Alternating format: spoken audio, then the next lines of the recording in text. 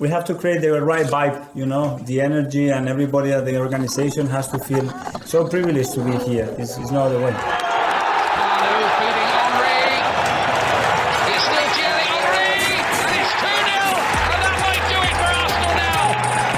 Thanks for listening to the Purely Arsenal podcast.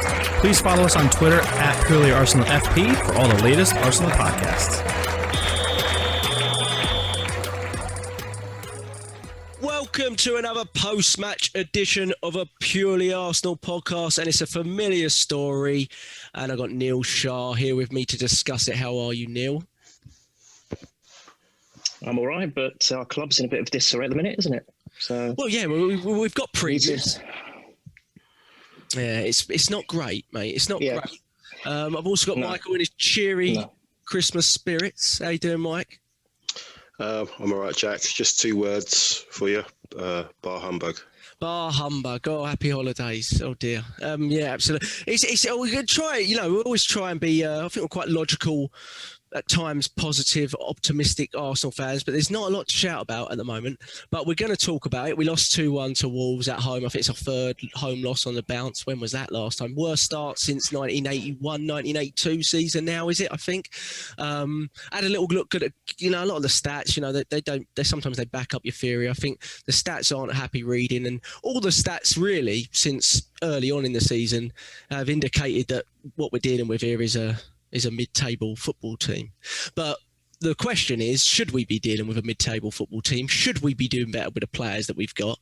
And I think that's the bigger question, and that's where we might have to ask some what I think now is becoming quite a serious, worrying issue of the way the team is playing and the way the manager is setting the team up. Should we talk a little bit of the lineup before we go into... I mean, we're not going to go too detailed in the game because we don't want to depress everyone again, so we'll talk more generally. But in the one thing I want to ask you boys, and I'll start with Mike because Neil obviously is against all lineup questions, but is obviously he went with the back 4 again. Before the Leeds game, a few weeks back, we were all saying you've got to change things. And in fairness to Arteta, he listened to us clearly. It was us that did it. He changed it to a back 4. He put 3 in midfield. He put Orba central, which was some of the things we were saying that needed to happen.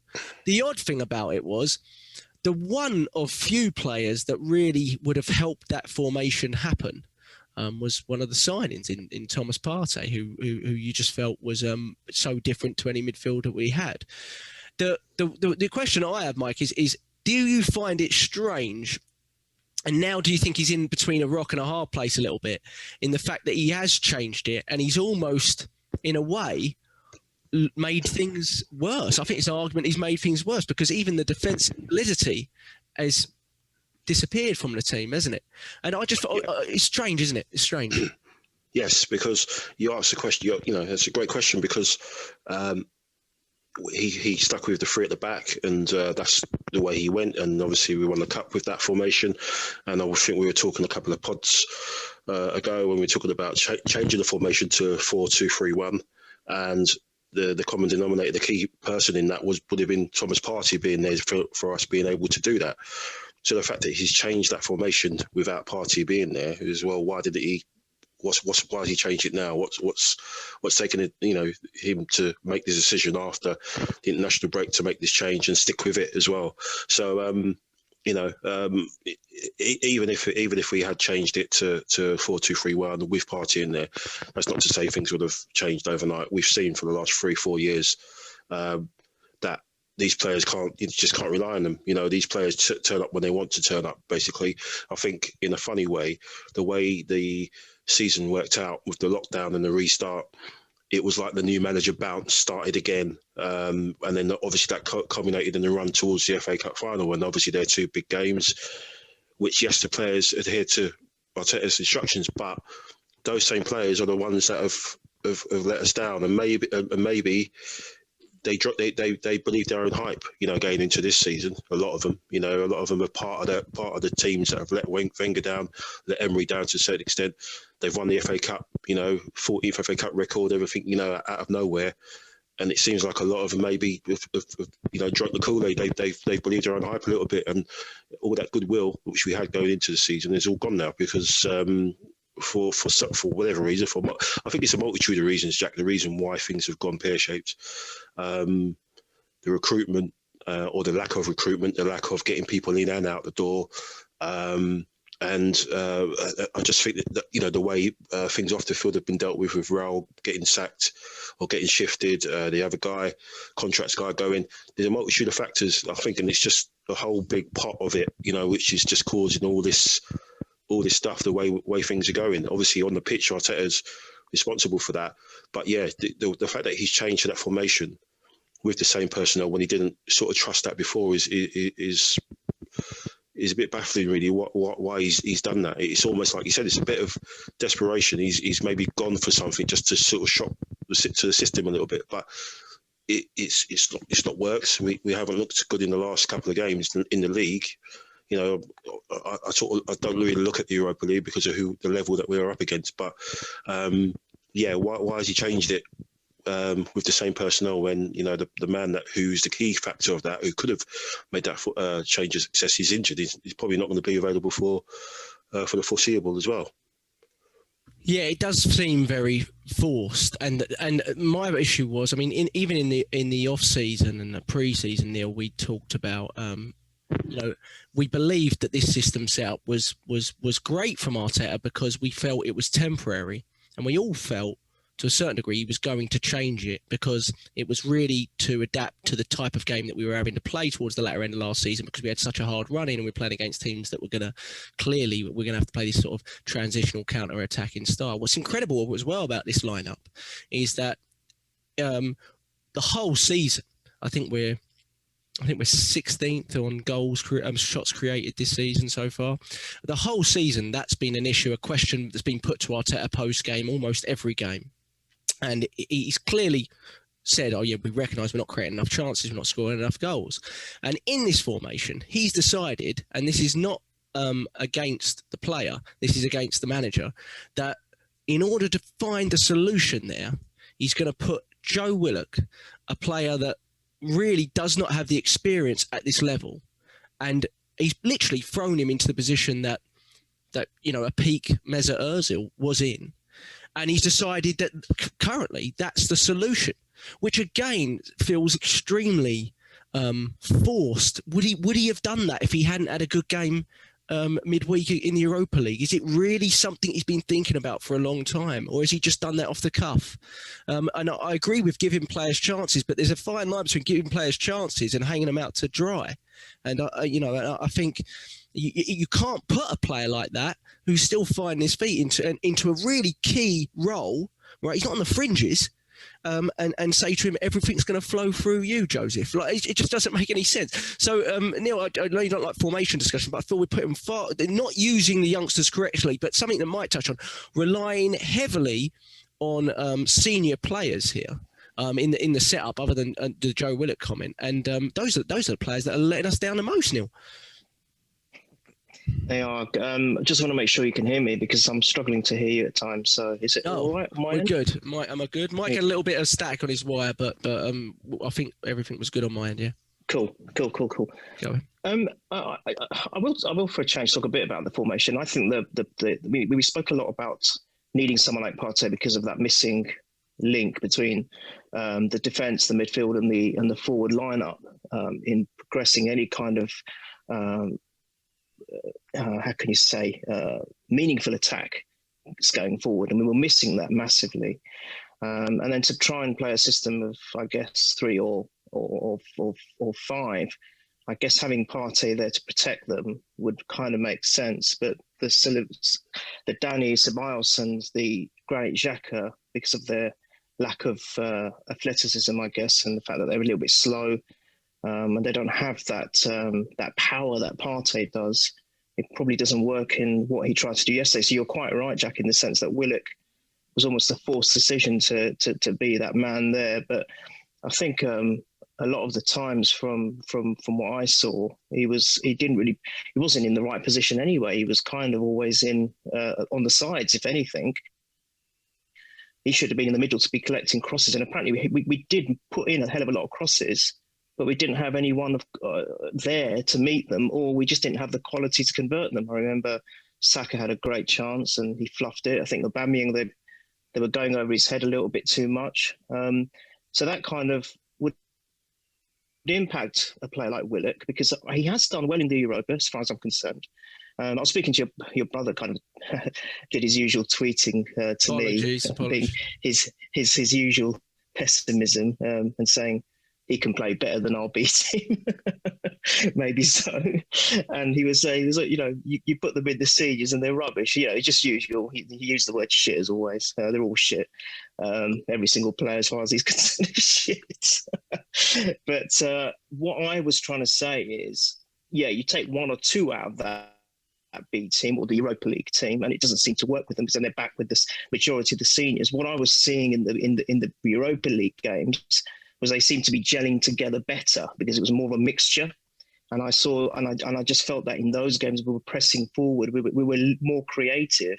And I think yesterday, it wasn't yesterday, before yesterday, sorry, on Sunday, we badly missed Partey, and we badly actually missed Pepe, because now it's what he done really is so prominent, isn't it? That the fact that he did that, made that stupid decision, got himself sent off.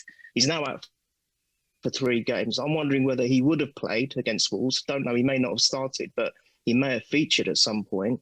And we badly missed him because, those kind of players with Nelson, Willock, Pepe, they did tremendously well together. And I just feel that we could be throwing these kids into these games. And you're right, you're hanging them up to dry. You're forcing it on them. And the massive thing that we're missing in this whole squad at the moment in the Premiership is confidence. And if the morale isn't there, like you were saying, Jack, even if we end up 10th, I know it's a progression. I know it's a step-by-step process. But if you haven't got anything to show that there is some movement towards getting the system right, which we did in the beginning, when Arteta took over, he managed to sort out the defence, the stability was there from the back, and now it seems to have stopped and it's regressed. That's what I'm seeing. Someone's kind of going backwards again. Not to mention the passes going backwards, especially Granit Xhaka and Gabriel's trying to create something. Don't forget that one. But it just seems to have regressed. And, this is not going to do anyone any good. I know it's going to take a lot of time. No one's expecting miracles straight away. But we want to see something. And we've got no fight about us at all. I call it like we're almost like anti-football at the moment. It's like devoid of anything, which is equal to footy. We're just not creating anything. And that's my massive concern. And Arteta's got a hell of a lot of work to do. And I think quite quickly, but I'm not quite sure how he's going to set about getting some of these questions right. Yeah, I mean, to trust in the process, you have to see it and understand what the manager's doing. And there was an argument all of last season. You saw it, and even if we weren't always happy with the football, you could clearly see why he was doing what he was doing and trying to get results in that latter stages after the first 2 losses that we had after the break, and he made the change, right? This change, as opposed to that change, looks extremely forced, and it's really taken away maybe a couple of good things that we had in terms of sort of defensive solidity. I don't ever remember Xhaka and Ceballos under Arteta working in a back 4 together. I don't ever remember it. Or I don't think we've ever seen Xhaka, Ceballos, Willock, to be honest, really. But I don't ever remember those. And the reason they aren't is because, one, like you said, the athleticism, which will hit till we're blue in the face. But what was really strange to me was if El Nenny's good enough to be in the squad and you're going to play that system, put someone in there that's got legs at least. Take one of them out. I don't care who it is, really. Take and give us some legs, because we know Wolves, like Leicester, I mean, it's just all about athleticism, and we saw, that through Prudence and Adama Traore, and just incredible. But before we get onto the game stuff and a bit more specifics on the game, and we talked about formation, I think he's in a real difficult position with that, because I think we're going to get to the Tottenham game and sort of predictions and stuff like that, which we're all dreading, of course. But when we get to that, I think we're all going to be in agreement that the only way here is to revert back to something of functionality, which was the back 5 or the back 3. But I don't understand how he does that without removing credibility. And it's the same old Unai Emery story, in that once he starts second guessing himself and switching things so often, bringing Ozil back in, putting him out, Unai Emery did these same things. I think the credibility from the manager it will just completely start to dissipate, whether it is all already, you know, it's hard to say. With the way we're performing, is an argument that might be existing already, you know. So I think he's in a real tough position now, because how do you present this change, right? It's not a quick change. It's not like, boys, we're going to just take a centre back out. It's a big change. You're saying we're taking a centre back out, putting you in here, Willock, in the hole, which we've never played for months, and Orba, we've not done this with you either, but we're going to put you central. There's so many differences there. You must have presented it as this is not a 1 or 2 week thing. This is a change for the better. This is the moment to make it. And if you reverse on those decisions now, I'm not even sure what the right decision is to do. And I think he's held himself in a real, ultimately, it might even cost him, you know, I don't know job wise, but it's going to cost him a lot, I think. But 4 minutes in, horrible. Obviously, I wasn't watching it with sound. Mike, the injury was horrible, and we know now that he had a fractured skull. Raul Jimenez, we don't know really. We know he's okay, but in terms of his future in the sport and things like that, we don't know a ton about it. Mike, just your thoughts on that, on how we reacted to that, and the handling of it from a club and Luis's perspective, etc.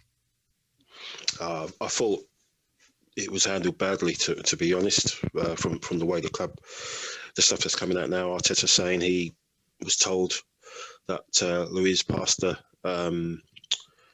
protocols, the concussion protocols, but I mean, I watched it without the sound, the crowd sound, and it was unbelievable. He's like someone, you know, cracked an egg. That's literally what it sounded like. It was horrific, and to see that, what worries me is that Arteta's seen that, and he's away from the situation, but he's seen that. He's seen the reaction of the players and everything else, and he's allowed Luis to go on. And I don't care. You know, you've got to look at players' welfare, especially the way things are at the moment with COVID and all that. You know, so 1 minute we're saying you've got to make sure we've got 5 subs. Why haven't we got 5 subs? And then something like that happens. And it's like, oh no, we'll keep him on. You know, it's a head injury now, but we'll keep him on. So you can't have it both ways. For me, if I was in a situation, I don't care if it was Messi or Ronaldo. If someone's got a head injury like that, he's off. You know, there's you know, because I'm sorry, it's going to happen one day where, you know, it's happened in the past that someone's going to have a really, really tragic situation where they'll say, yeah, I'm fine, but you don't know. The guy could have a hairline, carries on, and then kills over. And we've spoken about it before a few times, Jack, about having independent doctors in situations like that. Now, they've been talking about having a substitute, especially substitute for concussion. So if it's a head injury, each team gets a sub, like a free sub sort of thing for situations like that. And I think in that situation there is where you get the independent doctoring. You don't get the independent doctoring for a leg injury or whatever like that. That's obviously if someone's shattered their ankle or whatever, that's pretty obvious. That guy's got to come off. But a head injury, for me, you've got to have an independent doctor there to have a look and have the second opinion and to see if someone's, you know, good to go on. Because, you know, it saddens me to say, but I reckon Arteta was looking at it that, you know, if we pull Luis out, he's the one that you know, gets us out. You know, he's the one that can bypass the midfield. And he was saying a couple of weeks back, you know, when he got injured against Leicester, I think it was, you know, the opportunities we had fell out, and we were relying on Bellerin then. So for me, it's a bit of a worry that maybe that's the way he was thinking. I'll keep him on because we need him. Yes, but we don't know what's going on in the guy's head, and for him to actually say, you know, I need to come off, you know, because heading the ball is not good for me. They just dealt with it really badly, and we could go on about the Arsenal medical department and the way they prepare players and the physios. Look what's happened to Partey. You know, in all the time that he's played for Atletico, he's had 2 injuries. That's been out 2 weeks, maybe in total 3 weeks, and now they're saying he might not be back until the new year. It's just, you know, I don't know what we're doing. But yeah, it was horrific, and obviously we, you know, sending the thoughts and best wishes to Jimenez, and hopefully he gets back. But you know, you worry about what happened to like Ryan Mason. I think when he played for Hull, was it, and he got an elbow from Gary Cahill or something like that, and he had to stop playing. So yeah, hope he recovers, but you know, it doesn't sort of bode well. Obviously, saw it Peter Cech with if it was Hunt from Reading, was it awful knee to the head? The concern, I mean, a lot of people cover. Obviously, it's really easy to comment on the side, like not easy, but watching from the telly and then sort of saying, well, hold on a minute, what's going on here, without being there. Obviously, it makes it a little bit more difficult.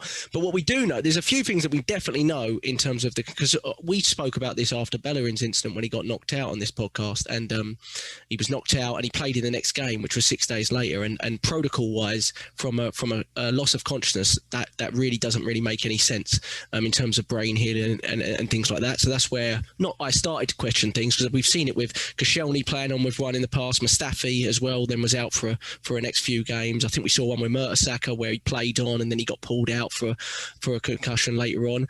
If the symptoms develop later, that's possibly okay. The two things that I have the biggest issue with, and this is basically my job, so this is basically what I have to do literally every day.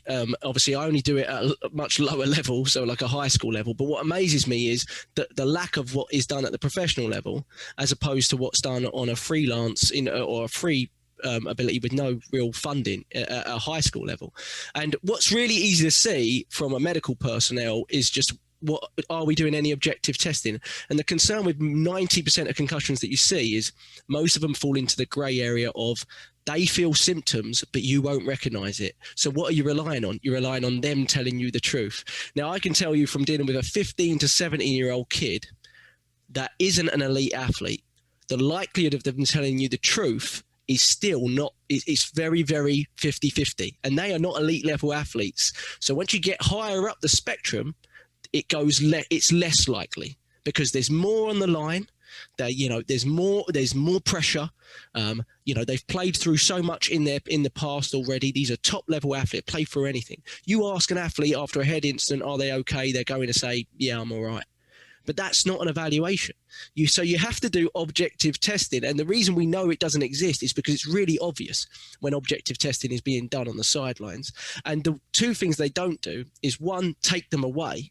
Right. So at the moment, it's perfect because there's no crowd there. So you could, in a way, you can do it on the sidelines. There's no real distraction in the stadium. You could take them to a corner of the stadium and do this testing. No, it's just silence. None of that was done, right? It was all there. It was all asked there on the sidelines of the pitch. But objective testing is things that you see. So we do drop stick testing, which is a reaction time. It's really simple. I mean, teach anyone how to do it. You drop the stick and you catch it. What's your reaction time? And some people say, well, what does that mean? Well, what it means is everyone does it before the season starts. So when everyone is 100%, everyone has a reaction time number. And if you don't meet the reaction time number, you're out, because you're not hitting that criteria. And we know reaction time's slow with concussive incidents and stuff like that. You can't lie on that. You can't speed up your reaction time. You can't lie on it. So you have to. Another one is balance testing, right? You do certain sort of balance movements and you hold it for 20-second period and you see whether they hit their baseline before the season.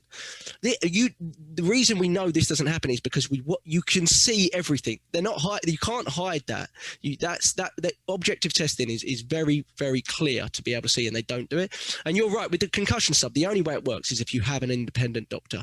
And the reason you need an independent doctor is, if you've ever watched League of Denial or the concussion movie with Will Smith, is we know that whether they're employed by the club to be the medical personnel or not, look at the Jose Mourinho incident with the Chelsea physio, right? We know that there is pressure on these physios, right, and medical doctors, right? And I'm sure they always want to act in the best interests of medicine. But we do not know the pressure that's involved in that club for certain players to be able to coexist and continue on. Look how long Koscielny played on before he ruptured his Achilles. We all knew he was having issues. He was limping for 6 months on the pitch. So, we know that the pressure is far greater at that level than it is at the level I work at. So an independent doctor comes in, no affiliation, no reason to say he's good or he's not good. And they come in and they back up your evaluation, or they say, no, it's too much of a risk. And those are my biggest issues with it. The lack of independent doctor, obviously the sub should go along with that. Those two have to go hand in hand. I've listened to another podcast saying, there's loads, it opens up a can of worms if you bring in an independent doctor. There is not one issue with that. The NFL, who have just been done recently for a $750 million lawsuit because of athletes dying later in life from suicide, depression and CTE and early onset head injuries and things like that, they paid out to these athletes' families and to these players because they withheld. A lawsuit like that is going to come up in professional football if we're not careful, because we're already seeing it, aren't we, with ex-players in Alan Shearer's sort of been speaking to a lot of players that have been suffering, after the game. Neil, anything to add on the head injury? Obviously, it's horrible, and we're glad if both of them are okay. Oh, lost Neil's camera. Neil, are you there, mate?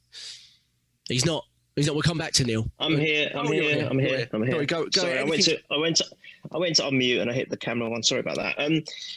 No, it's just ridiculous. I mean, I was watching. I'm sure you might have as well, Michael. I don't know if you get to see it, Jack, but Match of the Day too.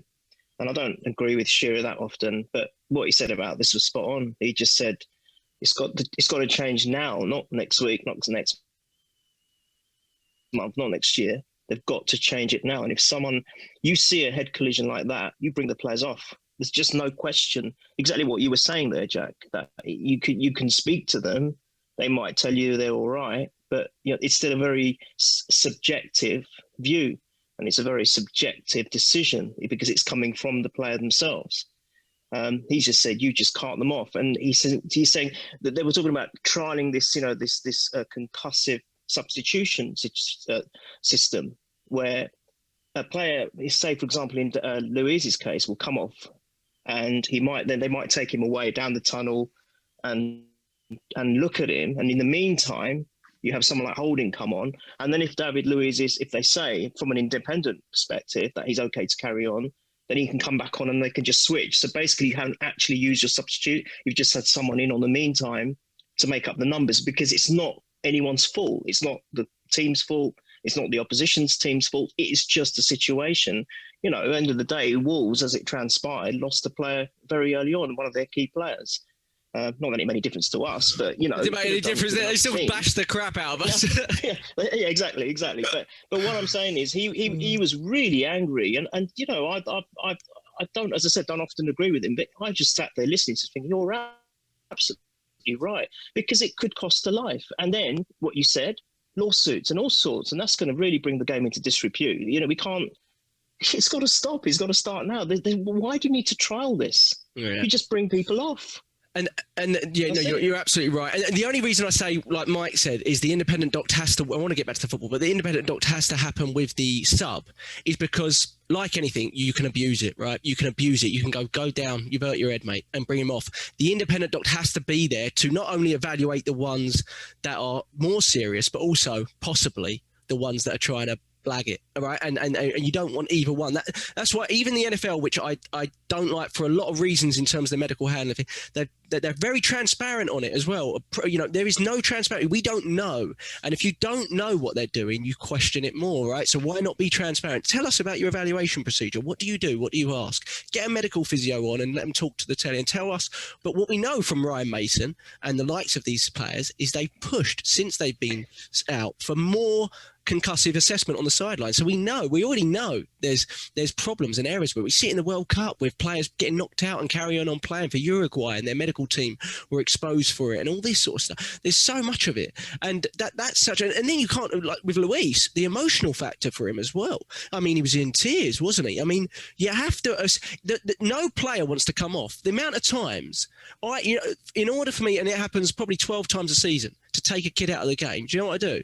I just take their helmet away from them and I walk off the field. They can't play on. And you can't do that in football. But honestly, you literally have to say to them, you're off and you got no choice. And if my manager didn't agree with me one time, I'd leave the job. I really would. I'd leave the job because you have no say otherwise. And at the pro level, that was always my worry. Not that I, necessarily am at that level. But the worry is the higher you get, how much say is the medical team really having with all this other stuff that's going on. And that's the real concern. But the assessment part is really odd to me. It's almost like back in the dark ages where we're just so far behind, like the assessment part. And there is no transparency on.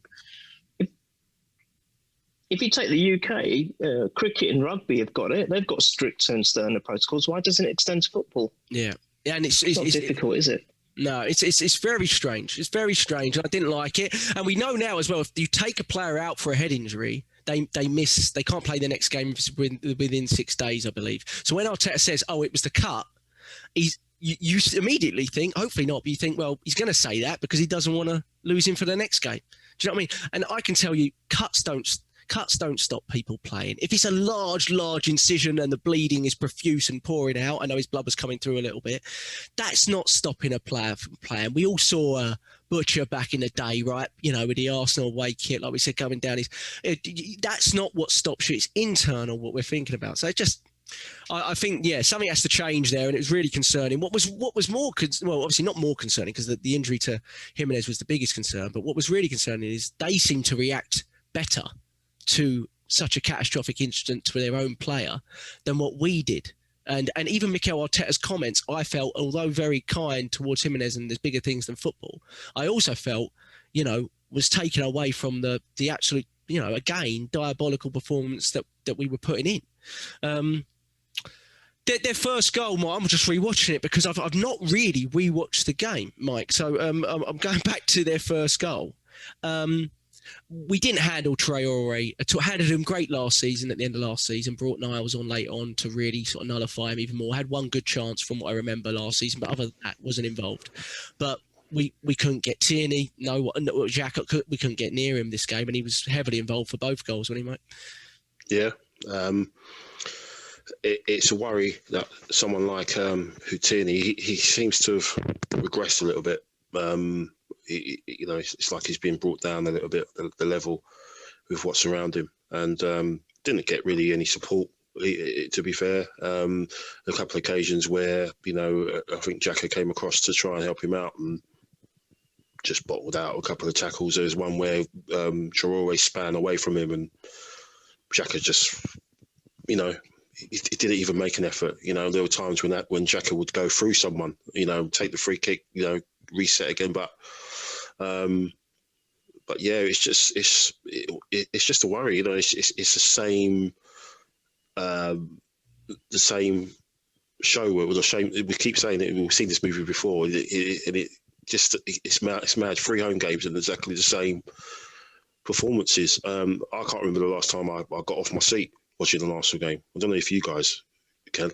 And this is going back beyond Arteta's time and Emery's time. I can't remember the last time I've watched the game and I thought probably the North London derby when we won 4-2.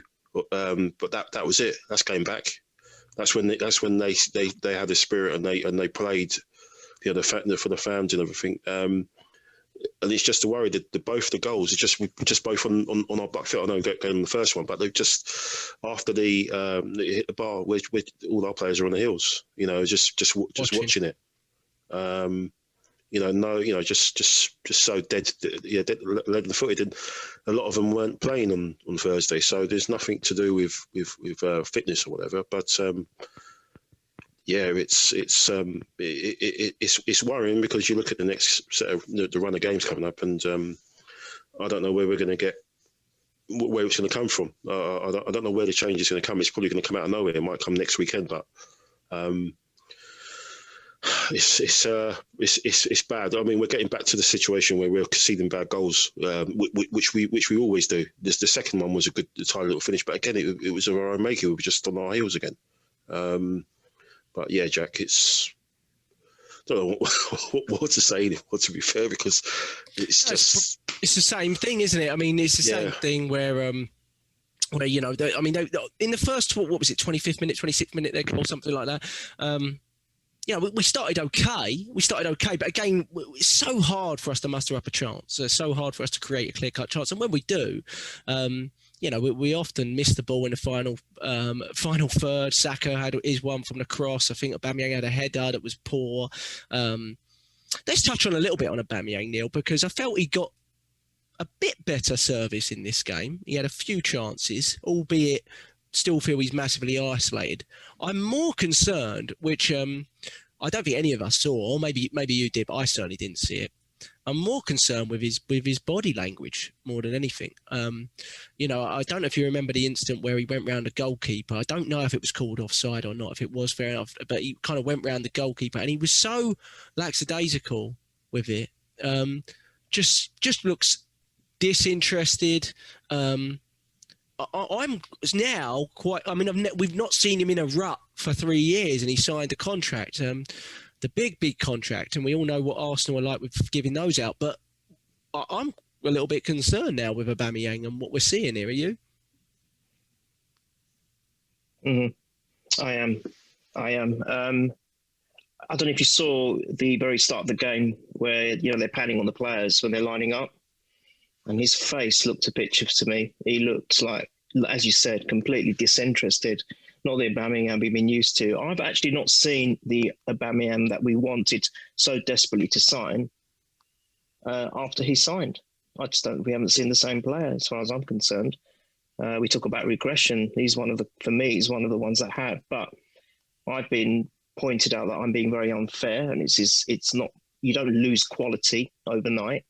You don't lose that ability to finish. And let's be honest, he is a good finisher overnight, and it is a lack of service. But he has had chances, and he's just not. Even when he's not been through on goal himself, when he's had a chance to pass it onto another player, he's just completely fluffed it. I saw that on 2 or 3 occasions, and he's just not giving that same body language. We've always been used to over smiling and getting involved and running around with energy, and something about him that just says that if nothing else, he can create something at any one moment. He might be able to turn the game around for us. And I've just not seen that in the last few games. I mean, he's only scored, is it still 2 goals since Gabriel's got more than right? him, isn't he? I think Gabriel's scored more this season, or same amount or more. Well, I mean, I know lots of strikers go on barren spells. It happens to the best of strikers, I know, but it's just his body movement, his positioning, everything just doesn't seem to be what is trademark Aubameyang. It just seems to have disappeared. And it could be the people, it could be the person, it could be the way the team's set up. I don't know what it is. He had some games where he formed a great partnership with Lacazette. That's been on and off. It's just that it seems that Arteta is chopping and changing so much now. The players are not having any stability and having the similar or familiar players around them to be able to form some kind of bond, to form some kind of relationship. It's just too chop, change all the time. Literally, game to game. This was very Emery-esque, if I remember correctly. It's just not finding the right balance. The cohesion isn't there, and it is worrying for me that are we now looking at a player who's thinking, I want to leave at the end of the season? I don't know. It just doesn't seem interested at the moment. It could change overnight. James seems to think we're going to batter Spurs because he says, no, it's going to happen, and I can confirm that will not happen. Whatever happens, I can confirm now. This is breaking news. That will not happen. I'll sit here next week, and battering is not in our makeup. The only thing we're battering is some fish. Right later on, we are not going to batter anyone. Probably do that poorly as well. Sorry, Jay. Yeah, exactly. So, and I'll tell you, from the looks of things, Willian batters a bit too many fish. I tell you, and he's down in them a bit too quickly for me. Willian and Laka, go on, carry it. Can I just expand it a little bit further than Aubameyang? I'm a little bit worried about not just Aubameyang, but a lot of the personnel. And I'm just thinking, is this something to do with our good friend Ozil and the way he's been treated? Is this something to do with Guendouzi, even Traore, and players of that that kind or that type, where the other players who are in the squad who make the team have seen how they've been treated? Is it almost like a fear factor, or is it because they're upset about how they've been treated, or is it a combination of the both? I just don't feel that our players are being given the freedom to express themselves on the pitch. I'm all with the stability and the structure. We have to have that. But has Arteta gone too extreme with it? And then they're not given that enterprise and that industry to sometimes just free themselves up a little bit and play the way they want to. Because from that's where you get the creativity. That's how I see it. I'm not a footballer of any kind, but that's how I'm just seeing it from a psychological point of view. And is there a combination of these factors which are playing on their minds? Because I just don't see it from Aubameyang. I see Xhaka's regressed. There was a spell where Arteta came along to the club. He turned him around from wanting to leave the club, and he became an all right player. Come on, we've all got to agree with that. He became an all right player. And all of a sudden now he seems disinterested. I didn't see him look interested at all yesterday. Yeah, so it's not just Aubameyang.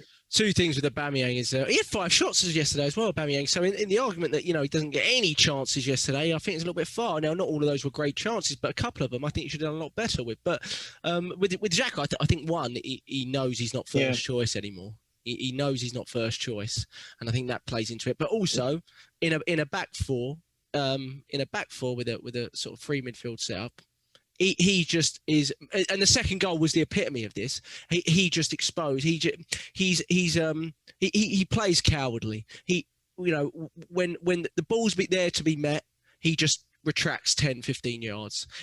He doesn't engage at all, and he's the epitome of that. And that draws out to the whole team, doesn't it? With the way we've defended against Villa, and in this game, we just get everyone behind the ball, but no one engages. And I think Neil's popped out, and he's going to pop back in. Here we go. But Mike, let's talk about the manager, mate. I mean, we got Arteta in, and we believed in the project. We got 2-0 here, two. So we talked about the manager, Mike, and but you believing in the project. Obviously, I'm not going to last. 4 months ago, we were all singing his praises, said fantastic job that he's done. But where are you at, Mike, with this manager? Where are you at? Would you positionally, I'm not that bothered at this point, in the sense that I don't really think there's a lot in this league season for us anyway. What really concerns me more is, should we be being outscored by the likes of Brighton and Crystal Palace, with all due respect? Should we be sitting on a -2 goal difference? Should we be sitting in 16th place for shots created? What we're seeing, no one can convince me that this is how bad these players are, because I don't believe it. I tweeted earlier that Wenger's last season, he had 74 goals in his last season.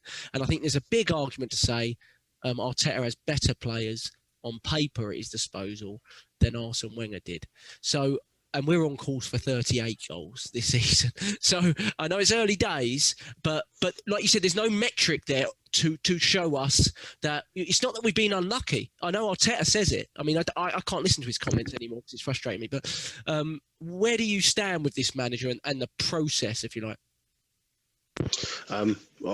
Just before I go on to that, answer that question, Jack, I wanted to pick up on what Neil said earlier about Aubameyang and the possibility of Ozil being a bit peeved off. I think also Socrates as well, because him and Socrates are pretty tight.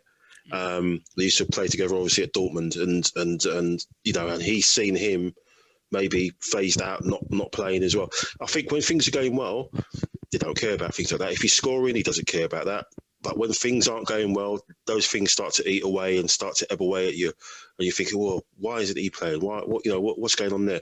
If he's bagging in goals and we're winning, that's not even up for debate. But as soon as things start to go well, all those little things, his mate Lacazette isn't playing now as well. So little things like that start to, and it's pathetic, really. You should just worry about doing your job and doing what you're paid to do well, being paid well to do. But it seems like that could be another factor. Going on about Arteta. One, I think I said to you guys in the WhatsApp group, the Arsenal manager's job shouldn't be an apprenticeship. It shouldn't be for someone to learn on the job, especially where we are at the moment, where we are supposedly in the standing of the game of the world game. If you can put someone in there inexperienced, if you're going to have someone who's going to throw money at the situation, as such, like down the road with Chelsea, look what's happening with Abramovich. He's only got a couple of years on Arteta in terms of management experience, but look, he's just chucking money at it, and look at what he's doing. But for me, it's like because it's his first job. He's really sort of like micromanaging the whole situation now. We see that even more in little things coming out on the sidelines. The way he's talking, he's literally dictating the whole game. I think there was a situation in the Leeds game where it looked like Xhaka had the ball, he's about to do a pass, and Arteta got on him, and it looked like Xhaka actually turned and remonstrated with him. He was like, saying, look, what the hell do you want me to do, sort of thing. So there's that aspect of it. I think he's been let, again, as I touched on before, I think it's a combination of things. I think some of the players aren't good enough. Some of them have checked out, just going through the motions. But as you said in the WhatsApp group, Jack, you've got to be doing one or two things. You've got to have the performances to hang on to say, look, we're playing well, but we're just not getting the results. Or you're winning games and you're not getting the result, performance wise. It's got to be one of the two, and we're not doing any either. We're not playing good football. We're not getting the results. There doesn't seem to be any philosophy now, because the philosophy was free at the back and playing out the back and everything. For me, I think the whole situation is the ball's not being moved quickly enough. It's so pedestrian. It's so slow. It goes to Xhaka, he plays it back, and then it goes to Xhaka-Ceballos. He takes a couple of touches, he pivots all around, then he plays it wide, and then it goes wide again. There was a stat on Twitter where it showed a map or a network or something, and it just shows you all the passes, and it was like that. It was the pitch was there, and the passes was just going all like that. Aubameyang's in the middle. There's nothing there to him. I just think the ball's got to be moved a lot quicker. And I think you've got players in the squad who can possibly do that. I think the younger players probably Emile Smith-Rowe could possibly do it. You saw that when he came on and he set up the goal for Balogun. Just that run going forward. When he came on and Nelson came on, they were just running. They were going forward. They were going beyond the ball. I just think we've just got to move the ball a bit quicker. We're not moving it quickly enough. And with those two in the middle, they just want to take too many touches. And by that time, whatever space Aubameyang has got to run in or Saka, it's gone. Because Aubameyang can go long, Saka could come short, he picks it up, and then it just opens things up a bit. But it's just too timid. It's like watching a game. It's like watching chess at the moment with Arsenal. It's just so you can go out of the room, you can go make a cup of tea, come back in again, and you know that the ball's still being divvied all around at the back. It's just there's nothing going that way. There just isn't anything going that way, and I think that's down to what he's got, the personnel. They can't do it. So maybe you just got to be have a bit of confidence in yourself and just put one of these kids in. Reward them if they play well on Saturday or Thursday. Reward them, put them on the bench at least. Don't just drop them out. Don't just dump them out of the squad and let them watch it, on TV. That's ridiculous. Reward them. Just have that little bit of injection, because that's the same thing. What happened to Saka last time? That's how Saka got his opportunity. He was thrown in, and people were wondering, "Oh, let's see what this kid's got," and he took it. He took his chance, and look, the rest is history. So. I don't know, man. The sad thing is he'll change it. We'll probably have a decent performance on Thursday, score a couple of goals again, get excited about the kids, and then against them he'll revert to type.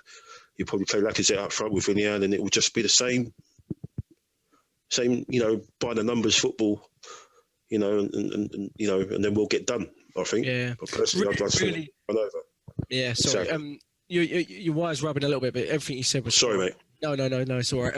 I do the same thing when I'm excited. Well, not excited, just frustrated probably more. But you're right. But it's so obvious, the moving of the ball slowly is so obvious when you watch a team like Wolves who are just one and two touch.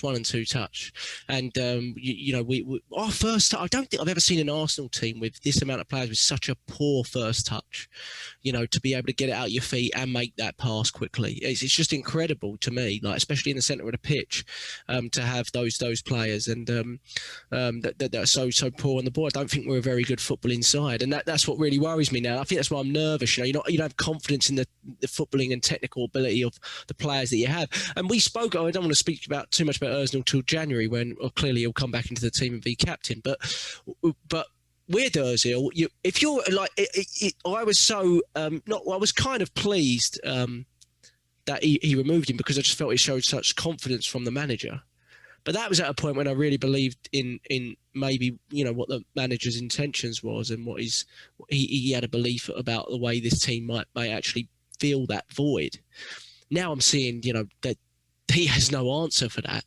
And players are naturally going to go, how is this boy who's won the World Cup and everything else not at least in the squad? And I think, in that sense, removing him entirely from the 25 is going to massively backfire for him. When you know that the likes of Cedric and Mari have not played 1 minute of Premier League football, but they are in the 25, and you've removed Mesut Ozil from it, you could see players going, nah, that ain't right. Do you know what I mean? So even if you just had him in around the group and he was, maybe you dropped him from the odd squad, but you had him on a bench, I think the morale, it shouldn't affect the group, but we know what this group's like. We already know that this group, and for all the question marks I have over Arteta, when this group decides they want to let a manager down, they're gold medalists at it. They are Olympic champs at it, aren't they? They did it with Wenger. I still haven't forgiven a lot of them for downing tools completely with Wenger. We all know they did it towards the latter end of his reign, even if it was the right time to go. Did it with Emery. And the problem is, if that's the case and they are doing that, or there's no way back for him. There's no way back for him from that, because the likes of Luis and Xhaka and even Aubameyang, so if that group becomes sort of against you and toxic, I don't think there's a way of turning that round. We don't know it's at that stage yet. We hope it's not. Sorry, Mum. Yes. Sorry, I just wanted to say, what do you think happened in the dressing room afterwards when they had to get someone out to talk to the press? How do you think that went down when they all said, you probably said, "Oh, I'm not doing it." Who sort of said, "Okay, Joe Willock, you go out."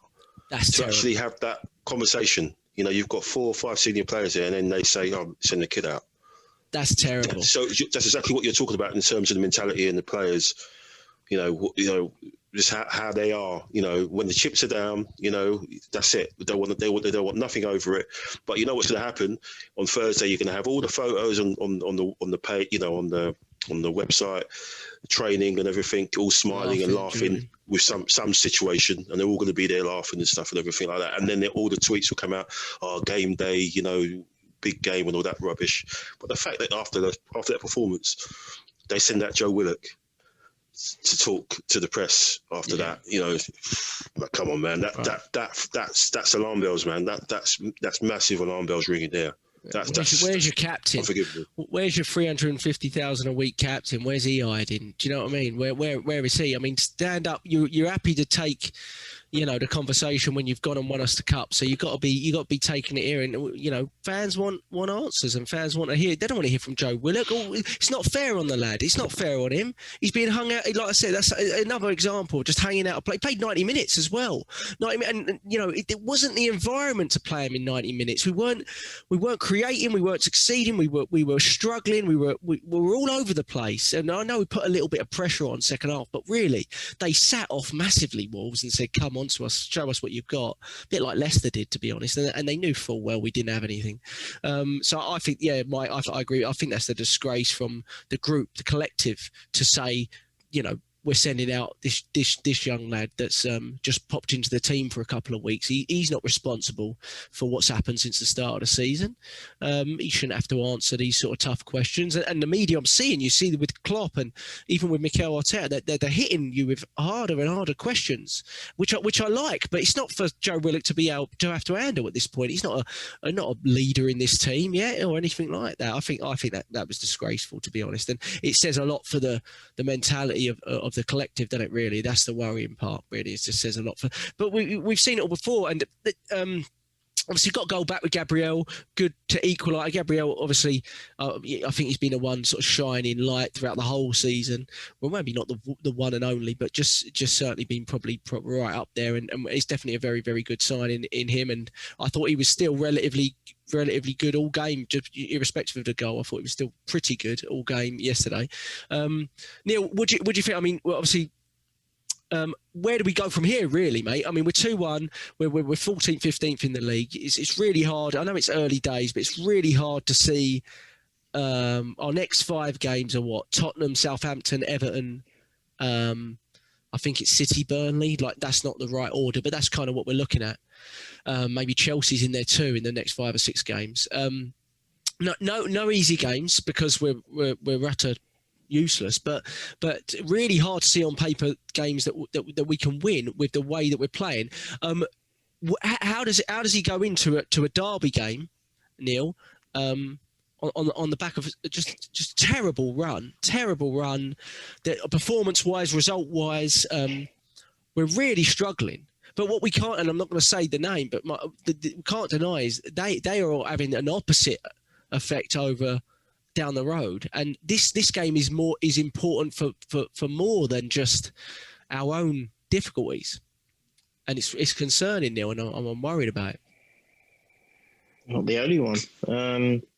My positivity is completely gone at the moment. how he sets about going through. I think one thing that he's got to do is just take one stage at a time. He's got to just look at the next game in front of him. We can't think, oh my God, we've got such a massively difficult run, and how are we going to cope with everything that's going on at the moment? We just can't afford to do that. We haven't got the capacity to do that. We have to look at each game in isolation, and maybe even treat each game as an FA Cup final. I don't know, but in terms of setting up, he's got to change. I mean, Tottenham are going to rip us to shreds if we're not careful. And when would I ever have said that in my lifetime of supporting Arsenal? Never. It's got to a stage where the golf. I'm still going to oppose anyone who says there's been a shift in power. There's no shift in power. You just have to look at our history and our success compared to theirs. It's not about that. What it is about at the moment is, as it stands at the moment, there is obviously a gulf between how they play and how we play, and you know that they're playing without fear, and they're playing exactly how I guess we want to play. I mean, albeit being managed by Mourinho, who's completely in that the official or the master of anti-football. So it's quite surprising to see that. But at the end of the day, how we go and set about this. I mean, Pepe's not in this game either, is he? So he's not going to feature. There's no Partey. What does he do? Does he bring Elneny on? Does he try someone? I don't think Xhaka and Ceballos are going to work. We've seen that that's not going to work. Can't play that combination again. No. So let's bring out Elneny in. I don't know whether he reverts to a 3 or a 5. I will be shocked if Luis plays. So who does he play? He's got to bring Holding in. Gabriel. I don't think he should tweak it too much, because it's what you're saying about the credibility issue. And then again, there's going to be another chop and change from one game to another. None of the players are going to be able to gel. It's so difficult, Jack. I don't know, because if he then says, well, Oba in the middle didn't work, let's push him back to the left and bring Nketiah or Laka in the middle. You know, it's just clueless. It just gives out this massive indication that now, from a manager that we thought he's got everything so worked out, so intrinsically worked out with everything he's doing, with pushing this club forward, is now almost completely bereft of ideas. He doesn't know what to do. I mean, that meme or that video where he's actually with Ceballos, isn't he, on the touchline? And he's almost like, when he's explaining him to what to do, and he's like, he's put his hand on his head. He's almost like, I don't know. Go back into your own area. Yeah.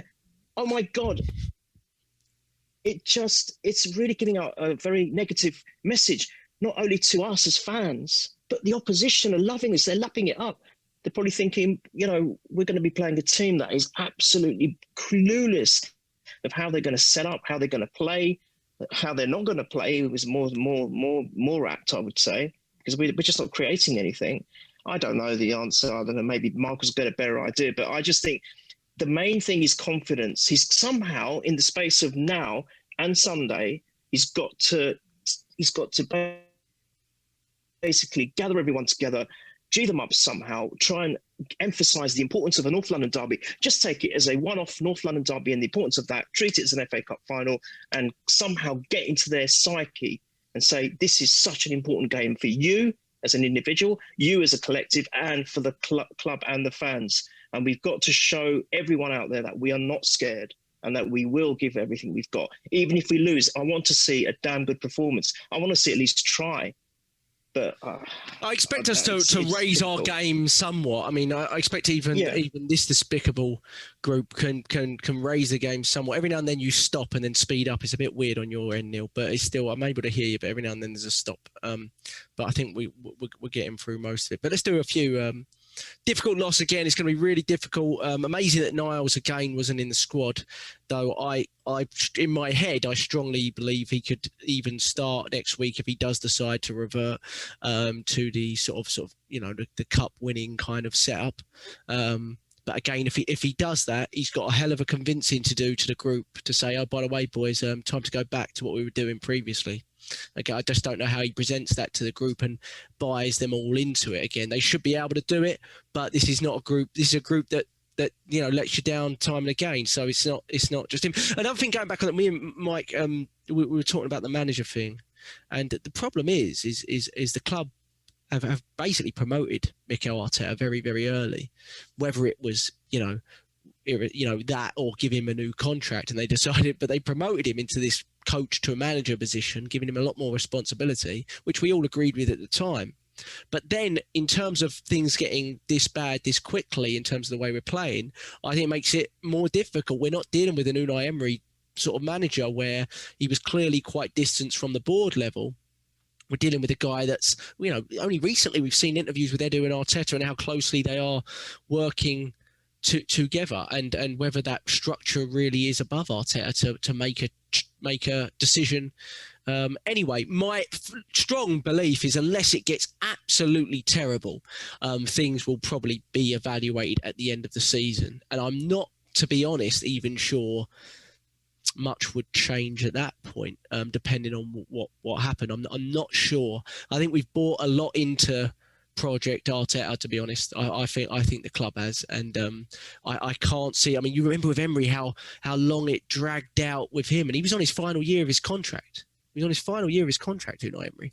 It dragged, didn't it? Dragged. I mean, we really made it as late as we could, and that was with fans in the ground and all that pressure.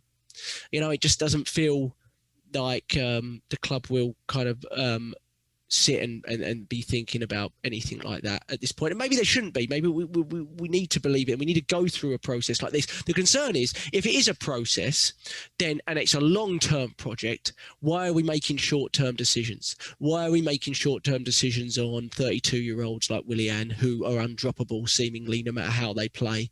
And, even you could argue, the Aubameyang contract and the continuation of a Luis contract rather than blooding a Saliba. You're making a lot, and a lot of that's down to Arteta. So, he's the one that's pushed for those things because he's come out and said it. So that's where we're getting very mixed signals about what the kind of the process is as well off the pitch. But some question, Sean Minto at Minto Sean, good man at Minto _ Sean says, questions need to be asked of Aubameyang. I've let it go and supported him, but something's not right. And we've discussed this, so we won't go over it too much. But it is incredible that I think at this stage, a bit like Willian, who was subbed, that there's this unwillingness to even sub Aubameyang off when it's just clear that he's way out of form. And I understand there's no goals in this team, so the reluctance. But I don't know. I'm not sure what message that sends either to the whole group. But maybe he just doesn't feel like he's got that in the bag yet. But Mike, Bobby at Boblex Top Man says, with the potential of fans being allowed in the stadium, would you want to go and watch it with this current form? Would you go, Mike, if you got a ticket on your ballot? Can I find a friend? Yeah, you can. Yeah, absolutely. Yeah, probably. I'll probably go to. I think they need to. A lot of these players need to get a dose of reality, I think, and maybe even Arteta in that instance. Would they be able to get away with a lot of the performances they've been putting up with a crowd behind them, with the usual Arsenal moaning, groaning, when the pass goes astray, the big groan goes up. Would they be able to deal with that? Would he be able to then change things to make us more on the front foot? We saw it with Emery, didn't we? We didn't sort of react until we went a goal down or our backs were against the wall, and then still you had the stadium wasn't full, was it? It started to empty out quite a lot, especially towards the end his last game before he got sacked. But so I'd go obviously as a fan, but I agree with you what you said previously about Arteta. I think we know that we need to weed out a few players and it's good that maybe 4 or 5 go at the end of the summer and end of the season because of the contract situation. And I think the club have invested heavily in this project, Arteta, and they're going to back him. So unless it goes absolutely tits up in the next 2 or 3 months, and that is including the Europa League, if we get turfed out of that, and then I think the writing will be on the wall then. But I think he'll still be here into the start of next season, definitely after 2 more. Well, that would have been 2 more transfer windows. But yeah, I'll be there. I'll be there. You be there? Good, man. That's what being a fan. If I was lucky, I think there's probably about there's 2,000 tickets. Yeah, if you go by Twitter, there's probably about a million. I think if you go by Twitter, there's about a million fans who've got tickets at the moment. So it's like Anfield all over again, isn't it? Anfield, it is. Yeah, I noticed that. What would you say if what we're saying is right, and we're going to trust in the process more, which I'm fine with in a sense. Do you see him being backed in January then, Mike? Going into the window. I think your boy. Yeah, Fabio. Me and him are like that. He's come out. He said something about us doing something really big in January. Yeah. I mean, at least that shows that what you don't want is the middle ground, right? You don't want what they did with Emery, really, which is we're not going to really do anything. We'll get Suarez, who's injured, on loan, and we're not going to touch him. Because it's clear that we need more. We also need to sell more. So we want to see both ways. But we clearly didn't achieve all we wanted to do in the summer window. And I know January's hard, but let's face it, January's not impossible. We've seen Wenger do it. I think Reyes had a buy. I think they were January signings. I might be wrong. I think even Arshavin might have been. So it's possible. So my goal, I think there's three options here. You know, one, when it goes really bad and he's sacked. Two, we don't do anything. We keep him and we try to create this internal solution of recalling Ozil or bringing Saliba into the squad, which some of those things I wouldn't necessarily be against. Or three, which I hope is probably the latter, is that he's done enough to be there still, and we back him with at least one signing in an area of need, and I think we all know where that area is. So that's the hope. If the club's really there, they've got to go fully into it. Don't be halfway into it, because I don't think that helps the manager or anyone else. So interesting. It's important. Melvin Marks, good man Melvin, it's important a manager can trust his players. Name any that you believe he actually trusts. Neil, who do you reckon? Good question. I mean, you could. Willian's one of them. There's no question Willian's one of them. I mean, he trusts him. We don't know why. We don't know who we don't know how much money he's into Willian for, but we know he trusts him. Willian's obviously buying the restaurant in Dubai with Mikel. And don't make me laugh. Just the backstory. But who do you think? I mean, who is he putting faith in? Who does he really believe can get him out of this mess, really? Well, that's a toughie. Willian, I guess. I mean, he's keeping faith with his faith with his captain, as we touched on. So Aubameyang's another one. Tierney, Luiz, the defence, Gabriel, and quite rightly so. I think he does trust a few players. It's a tough question. I think everything has got so complicated overnight for Arteta. And, I just don't know whether he's coming or going at the moment. I don't know whether it's about trust. Yeah, I mean, he does appear to have favourites. The midfield, he's kind of chopped and changed, so we don't know what his favourite midfield is. I mean, if Partey wasn't injured, I'm sure Partey would be featuring. He forked out a hell of a lot of money for him, and he's a damn good player. But he's obviously given Willock a go, so he's tried that out. I don't know. It's a good question, but I think it's a tough one. Bellerin is playing. Obviously, Cedric hasn't featured, and so obviously Cedric isn't on his plans. Maybe just as a cup player. So Bellerin might be someone that he trusts as well. So I don't know. I'm really struggling to answer this. Leno, definitely, because he didn't keep Emi. Yeah, that wasn't an error, was it? Emi's gone. Yeah, exactly. So you obviously trust Leno for sure. Leno did make one kind of good save yesterday, but I just find I'm going to say it again, and people can kill me for it because it's the past, but that was a mistake. I wanted both of them to stay, and I wanted Emi to be the number one, and what a mistake, because he for me marshaled that defence very, very well, and he talked to them and he commanded it. He was a captain in his own right. And Leno, unfortunately, I've got to admit, I wasn't so sure when James touched on it a few pods ago, and I wasn't quite sure that he was wrong about it, but I hadn't seen it. But now I'm convinced he doesn't have the vocals at all, and he certainly doesn't communicate with Luiz enough.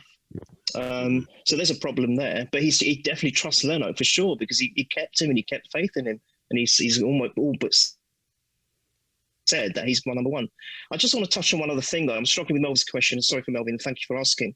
But I just wanted to ask you guys something that really affected me, and I mentioned it on the WhatsApp group, was this statement that Arteta made about his sacking and his inevitably.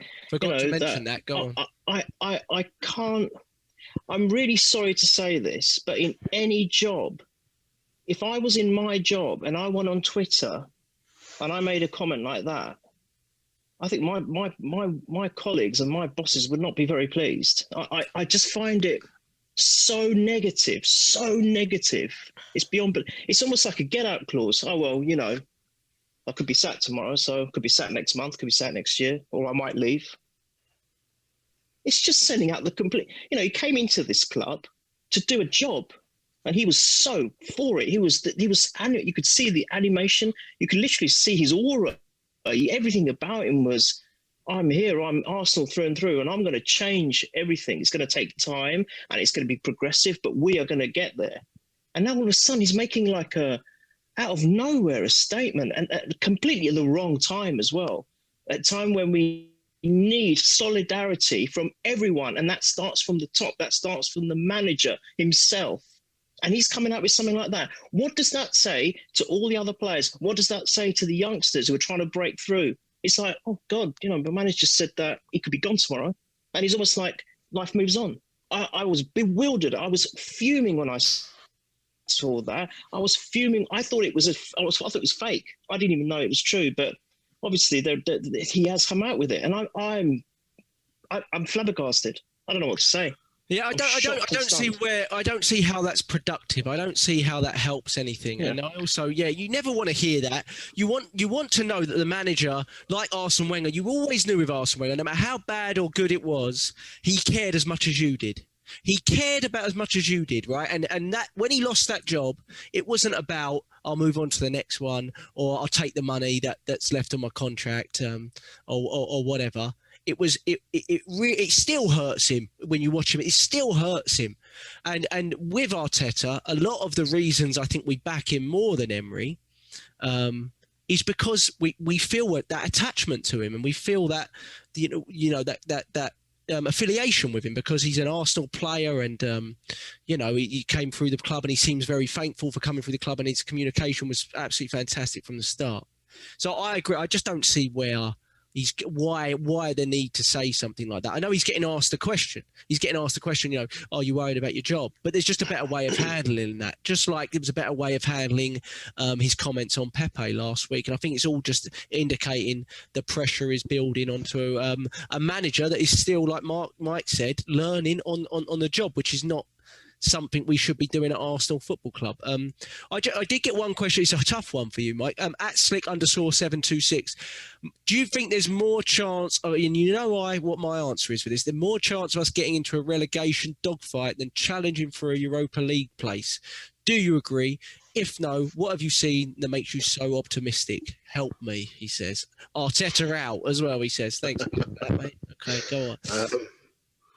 I think the way this season has gone, and even the result tonight with Fulham beating Leicester, it just shows you're going to get surprise results. You're going to get one or two teams going on a little bounce, maybe 2 or 3 wins, and that just whoosh. I think if we'd had won at the weekend, I think someone was saying we're 6 points behind Chelsea or something crazy like that. Oh yeah, we would have been close to 6th, I think, if we'd won. Yeah, so I think there's that. With the season being the way it is, also the fact that we'll have players, hopefully Martinelli will be back in, and if he's anywhere near what he was before, hopefully he'll bring a little bit of spark of creativity and endeavour in the last third, and a bit of be a bit clinical. Obviously Neil's boy, and if one of the other youngsters gets their opportunity as well, and if we are serious and we go for this Szoboszlai in January, if we don't get him in January, we're not going to get him because he's going to play in the Euros for Hungary. They're in the group of death. If he plays well against France, against Germany and Portugal, if he plays well in those games, his price goes through the roof, and then obviously everyone else like Bayern or whatever, the worry is someone like Bayern might get him in January and say, "Oh, we'll let you stay with your club, because we don't need you now," But and then they'll get him in the summer, and apparently there's a 25 million clause which we can probably do a deal with. That's the sort of guy that we would need. He goes like that, and he's very direct. So there's that option. The January window said that's the reasons I'm optimistic, because of this couple of players maybe coming back the season the way it is, being as bonkers as it is, and hopefully us addressing, as you said, Jack, we know what we need to do. We need to get someone in there creative, and whether that's getting Ozil re-registered or actually going out and getting someone, I think that's the only glimmer of hope at the moment, really. And Partey hopefully getting fit and not getting injured for the rest of the season. Yeah. But, that's... It's sad that, the transfer window's over and a month later we're already talking about it again, but it's literally, it's more exciting than watching the football every week is thinking about who we might sell or sign. And if we need to raise 20 million, I mean, you go through the team and I can't see how we can't raise 20 million, even with this bunch of absolute useless toilet. But we've got to be able to raise. There's a chance Maitland-Niles will probably get that himself. I mean, I like Maitland-Niles, but why keep him? Why did we keep him? I mean, we're not even putting him in the squads. Yeah, and if our intention is if we don't believe he can play fullback, then you're just dealing with another, fit Kolasinac, aren't you? Like, that's what you're dealing with, right? If you don't, I don't necessarily believe that, but if that's clearly what Arteta believes. How did you convince him to stay? We could have got 20 million for him then and got our creative player in. I know he's he counts as a homegrown, I believe, right? Because he's over the age. But again, let's just before we get predictions. I don't even know. We're playing in midweek. Is it Vienna?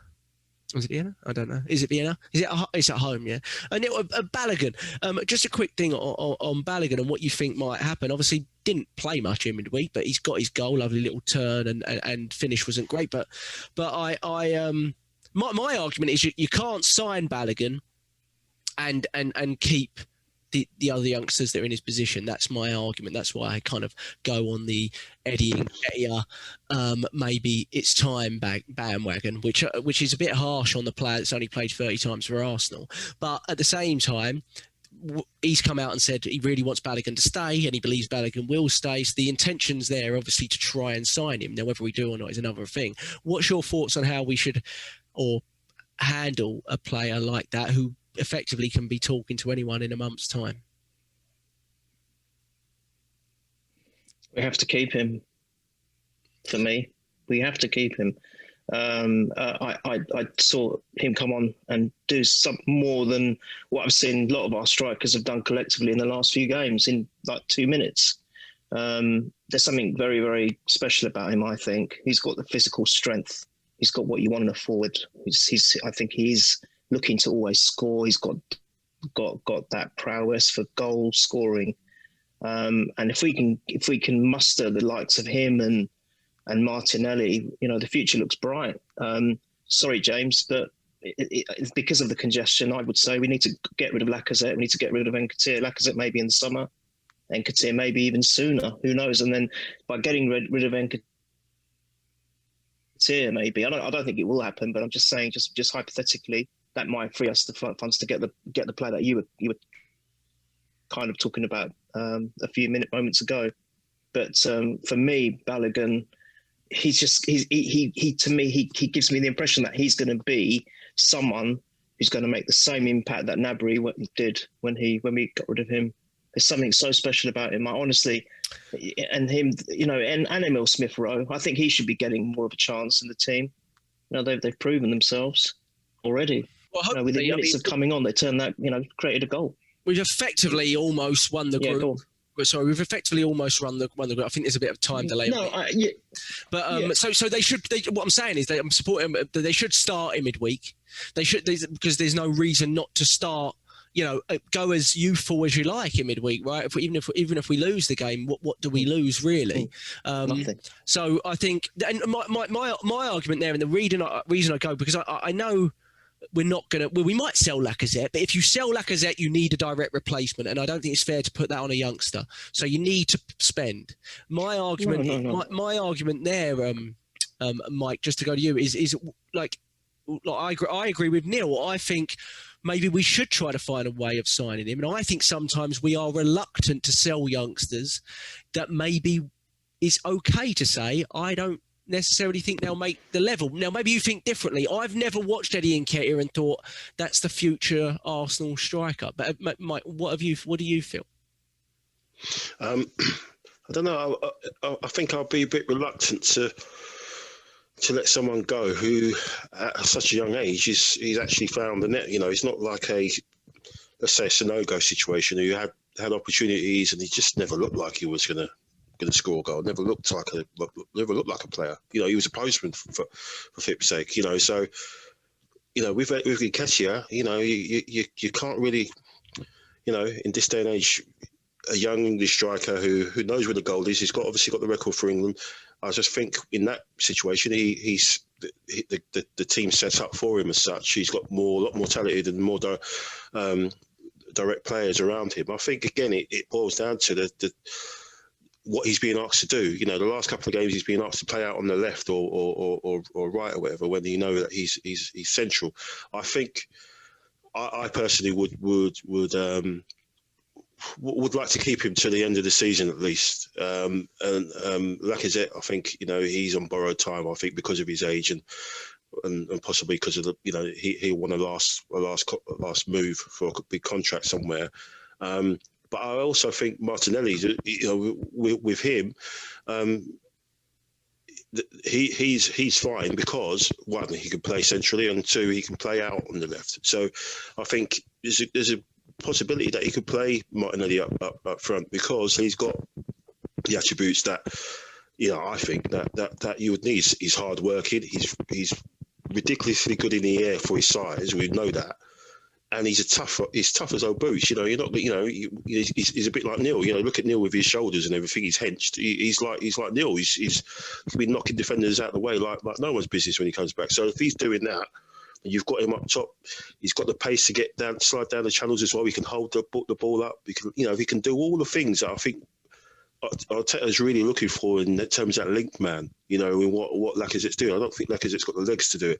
I think Martinelli definitely has, but obviously we've got to take our time with him. We've got to make sure he gets past his the first big tackle with his knee and all that stuff. But I think, you know, obviously, but then if that's the case, if you put Martinelli in that situation, then that means you've got Balogun and possibly Eddie there. So and Lacazette. So maybe you're right. Maybe two do have to get moved off if Balogun does sign that contract. But for what he's been doing in the youth team, hat trick after hat trick, you know, again, do you let him go so easily? Or if you do let him go, you've got to have some sort of you got to do what Liverpool did. Got to do a deal. Yeah, you have to. But you know, in terms of that, it's going to be interesting to see what happens, because I hope he doesn't do the same thing with Balogun and what he seems to have done with Maitland-Niles. Chuck him in, let him play, you know, get him on side, let him get a couple of winners' medals, and then just deep freeze him, you know. Yeah. And maybe if that's because of what he said about Ozil in the interview he gave, I don't know. But you know, yeah, this like Neil said, this kid looks like he's a killer. Basically, he looks like he's hungry. And that's what you want. Yeah, he doesn't waste energy, I noticed as well. He's just he's very much sits on the shoulder, and you know, holds his position and seems quite confident in doing that. Whereas Eddie's more of a runner from side to side and chases every ball, which is not a bad thing either, but different. But again, like you said, how do you convince a player that's got 6 months left on their contract with Laka, Orba, Martinelli and Eddie in front of you, that you're going to be giving them minutes.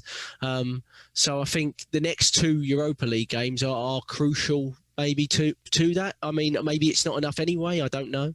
There was something he said, Arteta was like, I want to give him more chances, but we have to be convinced that he's going to stay. So it's very much a sort of, you know, a back and forth, isn't it? But it's very vulnerable when you're into this latter stage of his career. We're not going to get much for him either. And that's the real frustration again, is the handling of it should have been done earlier. Liverpool get 23.5 million for Ryan Brewster. He's not played one Premier League or European game for them, not 1 minute.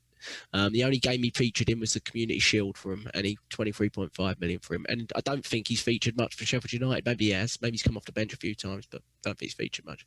So there you have it. You know, it's where's he going to go? That's what we need to tell Balogun is where is if Ryan Brewster, who I think he went to Swansea on loan, didn't he, and scored a few. But if he's going to a lower level Premier League team and not really getting many minutes, where is Balogun going to go? Maybe abroad somewhere, but we hopefully convince him to be at Arsenal and get those minutes there.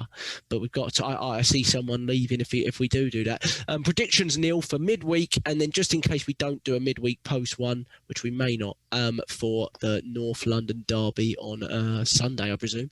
Go ahead. I hope we've got fans, haven't we, Vienna? Yeah, you're there. Fans. I'm there. Mike's there. Yeah, we've got 2,000. Yeah.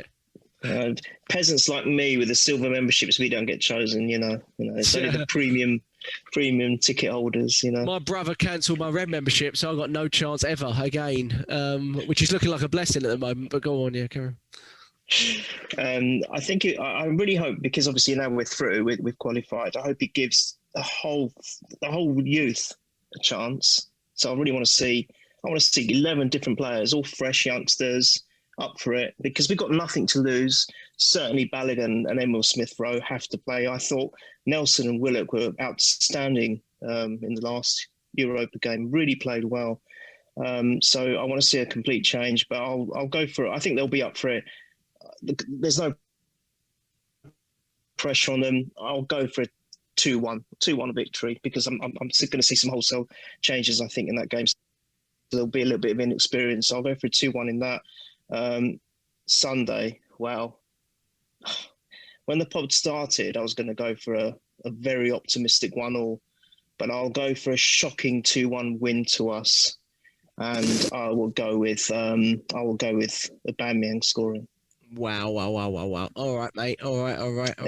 It's too late at night for you. Mike, what about you? Yeah.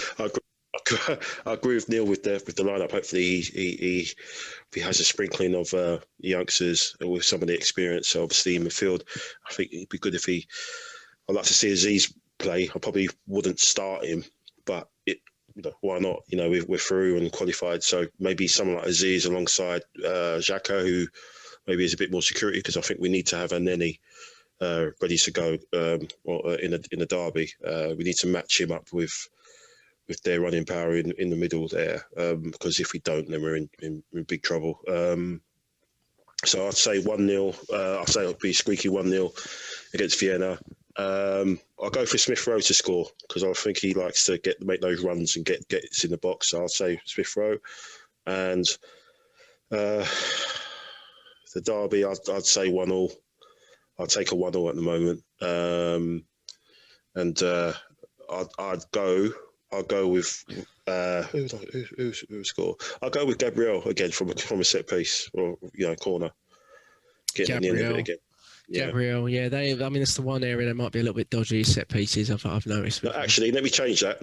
I'll change it to Willian, because he's got a little bit of a thing with Tottenham, so I'll go with him. Oh yeah, he does. Yeah, well, hopefully he's got to have some teams he has a thing with, because at the moment I don't know. He doesn't do anything else. Don't do anything, but he did create the goal. Did create the goal. It was a good crossing, to be fair to him. Got to give him credit. I'll go. You're all mental, so I'll go 2-1 with. I'll go 2-1 in midweek. I'll say Balogun. I'm really hoping for a Balogun, Ian Wright-like performance in midweek, and I'd love to see him in the squad on Sunday, because I just think I'm not really convinced of any striking options coming off the bench, at the moment. So I'd like to see something different. I don't know enough about him, but everything I've seen, obviously at youth level, positive. Yeah, and then I'm going to be not so positive on Sunday. I think we'll lose 2-0. To be honest, quite comfortable. Surprise. Yeah, surprise. Yeah, I think we'll lose 2-0. I think it'll be quite comfortable, and I'd be surprised if we create much against them. They look horribly dangerous on the break, and they've got players that are really fast, and Like they transition really quickly, and they've got athleticism through the middle of the pitch. It's everything that we don't like, basically. Son always lays well against us, doesn't he? Son's a ludicrous player. It's whether we fall into the trap or not. Whether we decide to sit and to just play, do what they're going to do on the counter. Because if we go they play counter-attacking football. Yeah, go on. Yeah, if we go out and we play, and like we did in the last when we lost 2-1 to them, he'd done us, didn't he? He'd done exactly the same thing where we had the ball and we looked like we were going to. Lacazette scored and then we gave the ball away, and then they done us at the set piece. I think on Sunday, he's, Mourinho's going to do the same thing again. He's going to want us to have the ball and then hit us on the counter. But if we do it and sit in there and say, no, come on, you break us down, and then we can possibly do it on the counter. But again, it depends, knowing us on the counter is having 20 passes on our half and then hit it forward. That's our counter attack rather than it being bang. I think they've struggled more at home, and the reason they've struggled more at home is the onus is on them to take the game to the team. And we need to sit in. We just need to sit in. Everything indicates that we have to go back and revert to a back five. Niles left wing back. Play your three centre backs with Gabriel central, Tierney left, Holding right. Pick two midfielders out of the three that you've got. El Neni being one of them, like you said, Mike. I agree. And personally, as much as he's off form, but so is everyone. I would play a front three of Saka, Laka, and Aubameyang, because Lacazette, we also know he turns up in these sorts of games. Do you know what I mean? Like he does turn up in these sorts of games. He did last season against them, didn't he, with the goal?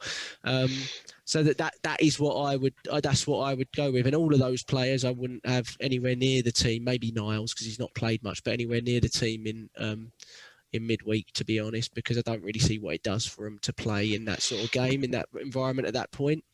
Don't really see what it does for him. I think it's a long shot, but I think if we go there like this and we play a back four and we put Willock in, he's not going to start. There's no way he'll start Willock at White Hart Lane. I don't think he can do that. Mm. But so does he have another option there? If he doesn't, then I think he's gonna revert. Now he's got a job on his hand convincing the players about why he's doing that, but at this point, I think logic tells us that we've got to revert. We've got to revert because Partey's not coming back into the team imminently, and we don't have that creative solution. He clearly doesn't have it in his mind or a way of doing it, and I just think that's what he needs to do. I'm not convinced he'll do that because I think he's going to be in two minds about it now. It's about how he presented it to the team. I bet you he presented it to the team like this was always part of the plan. Now's the time to switch the formation, boys. And if he goes back on it, he's going to look weak and feeble like Emery did. So I don't know. That's why I don't have a lot of hopes for either which way he does it. If he goes with the same formation, we're screwed. If he goes the other formation, we've got to convince the players about it. So I don't know. I'm worried about it.